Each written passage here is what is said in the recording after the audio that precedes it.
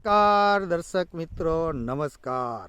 વાહ ભાઈ વાહ, આજનો સુંદર મજાનો પ્લોટ એટલે કહી શકાય કે અજમાનો. વાહ ભાઈ વાહ, એકદમ સુગંધીદાર અજમો અને એની અંદર આજે મધમાખી એમ કહી શકાય કે કિલોલ કરી રહી છે. મિત્રો, ખાસ મધમાખીની જરૂર પડે તો ચાલો એવી કઈ ટેકનિક પદ્ધતિ વાપરેલી છે અને કયા ખેડૂત મિત્રનો અજમો પૂરેપૂરો પ્લોટ હું મિત્રો તમને બતાવી રહ્યો છું. અને આખા પ્લોટની અંદર મલ્ટીપ્લાય ટેકનિક દ્વારા ખેતી કરવામાં આવેલી છે. એટલે કહી શકાય કે ઓર્ગેનિક પ્લોટની અંદર મધમાખીનું પ્રમાણ કેટલું છે અને ફ્લાવરિંગ અવસ્થાએ શું જબરજસ્ત એનો નજારો છે. મિત્રો, તો ચાલો મળાવું એવા ખેડૂત મિત્રને.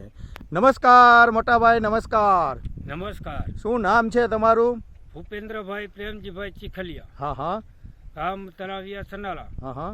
મોરબીની બાજુમાં, તાલુકો મોરબી, જિલ્લો મોરબી. વાહ વાહ ભૂપેન્દ્રભાઈ, તમારો આ મસ્તીનો પ્લોટ છે. આજનો જે નજારો છે એ આપણે મિત્રો જોઈ રહ્યા છીએ. આ શેનો પ્લોટ છે? અજમાનો. અજમાનો.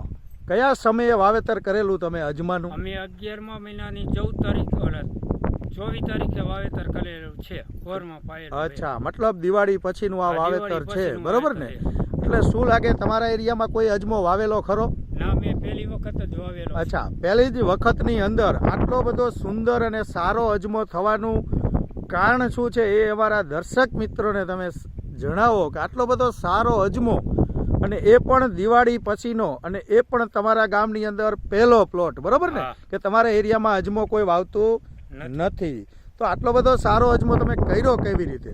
અમે મલ્ટીપ્લાયર પાયું હતું 3 વખત. આ જે તમારા હાથમાં મલ્ટીપ્લાયનું બોક્સ છે એ તમે આ અજમાની અંદર પિયતની અંદર 3 વખત આપેલું. આપ્યું હતું. બરોબર. ત્યાર પછી અને એકવાર કૃષિ બલમ છાંટી હતી. કૃષિ બલમ, મેજિક રૂટ અને મલ્ટીપ્લાયના સ્પ્રે કર્યા, બરોબર ને? તો એનો આખો આ નજારો છે એવું થયું ને? તો શું લાગે છે બધા ખેડૂત મિત્રોને કોઈ પણ પાક હોય XYZ, કયા પાકમાં તમે આ મલ્ટીપ્લાય ટેકનિક વાપરો છો? અજમામાં વાપરું, ઘઉંમાં વાપરું, જીરામાં વાપરું. મતલબ ટોટલી પાકની અંદર આ ખેતી થઈ શકે મલ્ટીપ્લાય ટેકનિક દ્વારા, બરોબર ને? એનાથી આપણને શું ફાયદા થાય? ઘણા ફાયદા થાય. હા હા. ફ્લાવરિંગ ગતકુલી જાડી જાડી થઈ. હા હા. અને મજા આવે એવું. અને મધમાખીનું પ્રમાણ અતિ છે. અતિ છે ને? અતિ. ખરેખર મધમાખીની બહુ જરૂર પડે ને. જે ફ્લાવરિંગ વાળો પ્લોટ હોય એમાં મધમાખીની બહુ જરૂર પડે. જો મિત્રો, હું લાઈવ બતાવી રહ્યો છું. આજે મધમાખી ખૂબ જોશમાં છે મિત્રો. અને આ આખો પ્લોટ ભૂપેન્દ્રભાઈનો છે. અને ખરેખર ભૂપેન્દ્રભાઈએ એના ગામની અંદર ડંકો વગાડ્યો છે અને બધાય ખેડૂતને પ્રેરણા લેવા જેવો આ પ્લોટ તૈયાર કરેલો છે. અને ઘણા બધા ખેડૂત જોવા આવે ને કે ભૂપેન્દ્રભાઈ આ તમે કરો હો કેવી રીતે, તમે એને સલાહ આપો છો કે મલ્ટીપ્લાય ટેકનિક દ્વારા કોઈ પણ ખેતી થઈ શકે. અને તમારું માર્ગદર્શન લઈ અને આખું ગામ આ મલ્ટીપ્લાય ટેકનિક વાપરવા માંડ્યું, બરોબર ને? અને બધા લોકોને તમે પ્રેરણારૂપ બન્યા છો. તો ખૂબ ખેતીની અંદર પ્રગતિ કરો એવી આશા સાથે હું અરવિંદ પટેલ, ક્રિષ્ના બિઝનેસ ડેવલપમેન્ટ વતી આપ સૌ દર્શક મિત્રોનું અહીંયા હાર્દિક સ્વાગત કરું છું. એવા જ સાથી મિત્ર આપણી પાસે દિનેશ સર પણ છે. શું લાગે દિનેશ સર, અજમાનો પ્લોટ ક્યારે જોયેલો?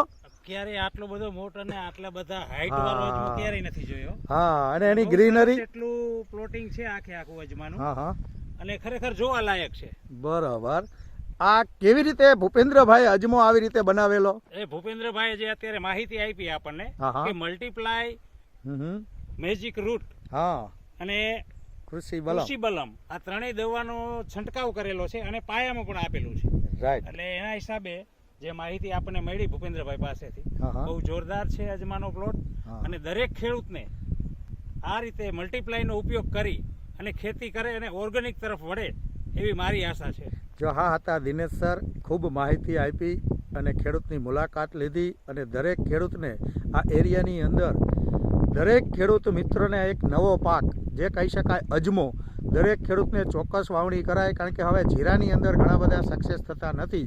તો અજમાની અંદર 100% ભૂપેન્દ્રભાઈનું માર્ગદર્શન લેશો મિત્રો તો તમે પણ તમારા ખેતીની અંદર અજમાના પ્લોટમાં કઈ રીતે કરવું, કઈ દવા આપવી, કેવી રીતે ટેકનિકને વાપરવી, કઈ પદ્ધતિ કરવી, એનું માર્ગદર્શન તમે ભૂપેન્દ્રભાઈ પાસેથી લઈ શકો છો. અને ખેતીની અંદર ખૂબ પ્રગતિ કરો એવી આશા સાથે અરવિંદ પટેલ. જય હિન્દ, જય ભારત.